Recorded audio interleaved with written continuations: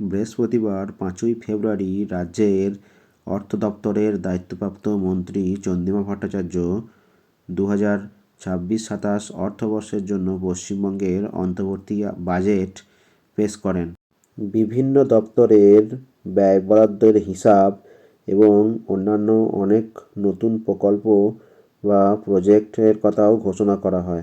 চলুন আমরা এবার দেখে নিই কী কী নতুন প্রকল্প ঘোষণা করা হলো বা কোন কোন ক্ষেত্রে আর্থিক ব্যয় বরাদ্দের পরিমাণ বাড়ানো হলো। লক্ষ্মীর ভাণ্ডার প্রকল্পে আরও ৫০০ টাকা বৃদ্ধি করা হলো। প্রসঙ্গত ২০২১ সালে চালু হয়েছিল লক্ষ্মীর ভাণ্ডার প্রকল্প। এই প্রকল্পে সাহায্য করা হয় রাজ্যের মহিলাদের। তারা প্রত্যেক মাসে এর আগে ১,০০০ টাকা করে পেতেন, এখন থেকে তারা পাবেন ১৫০০ টাকা। আর তফসিলি জাতি, জনজাতি ও পিছিয়ে পড়া সম্প্রদায়ের মহিলারা পাবেন ১৭০০ টাকা। এর জন্য এই প্রকল্পে বর্তমান অর্থবর্ষে ১৫,০০০ কোটি টাকা বরাদ্দ করেছে রাজ্য সরকার। আশা কর্মীদের মাসিক ভাতা ১,০০০ টাকার বৃদ্ধি ঘোষণা করা হলো বাজেটে। এপ্রিল মাস থেকে তারা এই টাকা পাবেন। সেই সঙ্গে সঙ্গে তারা ১৮০ দিনের ম্যাটারনিটি লিভ বা মাতৃত্বকালীন ছুটিও পাবেন। কর্মরত অবস্থায় আশাকর্মীর মৃত্যুতে পরিবারের লোকজন এককালীন ৫ লক্ষ টাকা অর্থ সাহায্য পাবেন। সিভিক ভলেন্টিয়ার, ভিলেজ পুলিশ এবং গ্রিন পুলিশের মাসিক পারিশ্রমিক ১,০০০ টাকা করে বাড়ানো হলো বাজেটে। কর্মরত অবস্থায় মৃত্যু হলে তাদের পরিবারও পাবে ৫ লক্ষ টাকা। অঙ্গনওয়াড়ি কর্মী, সহায়িকা, প্যারা টিচার, স্পেশাল এডুকেটর, শিক্ষাবন্ধু এদের পারিশ্রমিকও মাসে ১,০০০ টাকা করে বাড়ানোর প্রস্তাব করা হয়েছে অন্তর্বর্তী বাজেটে। বাংলার যুবসাথী প্রকল্পে ১৫০০ টাকা করে পাবেন বেকার যুবকরা। ২১ থেকে ৪০ বছর বয়সী যুবকরা এই কর্মসূচির অধীনে আসবেন। মাধ্যমিক বা সমতুল পরীক্ষায় পাস করলেই মাসে এই টাকা পাওয়া যাবে। ২০২৬ সালে ১৫ই আগস্ট থেকে এই প্রকল্প শুরু হবে এবং এই খাতে বরাদ্দ ধরা হয়েছে ৫,০০০ কোটি টাকা। রাজ্য সরকারি কর্মচারীদের মহার্ঘ ভাতা আরও ৪% বাড়ানো হলো। ১লা এপ্রিল থেকে কার্যকর হবে এই মহার্ঘ ভাতা। সেই সঙ্গে সঙ্গে রাজ্যের সমস্ত কর্মচারীদের জন্য ৭ম বেতন কমিশনের কথাও বাজেটে ঘোষণা করা হলো।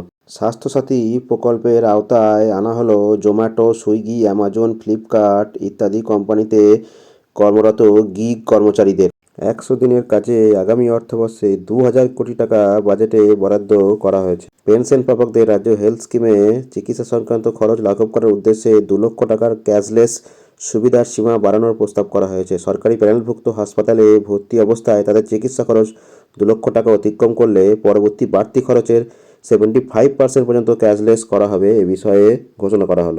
ক্ষেত মজুর যারা নিজস্ব কৃষিজমি না থাকায় কৃষক বন্ধু নতুন প্রকল্পের সুবিধা পান না এবং যারা ভাগ চাষি হিসাবে নথিভুক্ত নন, তারা বছরে ২ কিস্তিতে ২,০০০ টাকা করে মোট ৪,০০০ টাকা আর্থিক অনুদান পাবেন। এবারে দেখে নিই ২৬-২৭ অর্থবর্ষের জন্য রাজ্য বাজেটে কোন খাতে কত ব্যয় ধরা হয়েছে। কৃষি দপ্তরে ৪৩৫ কোটি টাকা প্রায়। অনগ্রসর শ্রেণী কল্যাণ দপ্তরে ২,৫৩৩ কোটি টাকা। তথ্য সংস্কৃতি দপ্তরে ১,০০৬ কোটি টাকা। উচ্চশিক্ষা দপ্তরে ৬,৮৫৮ কোটি টাকা। মহিলা শিশু কল্যাণ এবং সমাজ কল্যাণ দপ্তরে ৪২,১১৩ কোটি টাকা। যুব কল্যাণ ও ক্রীড়া দপ্তরে ৮৮১ কোটি টাকা। স্বনির্ভর গোষ্ঠী এবং স্বনিযুক্তি দপ্তরে ৮২১ কোটি টাকা। এইভাবে বিভিন্ন দপ্তরে কম বেশি আর্থিক বরাদ্দের হিসাব দেখানো হয়েছে। নিট বাজেট বরাদ্দের পরিমাণ ৪,০৬,০৮৪.১৭ কোটি টাকা। কয়েক মাস পরেই রাজ্যের বিধানসভা ভোট, তাই এই বাজেট নিয়ে সাধারণ মানুষ থেকে শুরু করে সরকারি কর্মচারীদের মধ্যে একটা বাড়তি প্রত্যাশা ছিল, কিন্তু সেই প্রত্যাশা পূরণ কতটা করতে পারলো এই অন্তর্বর্তী বাজেট সেটা সময়ই বলবে।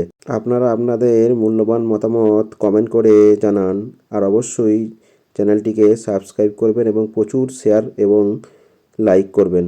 ধন্যবাদ।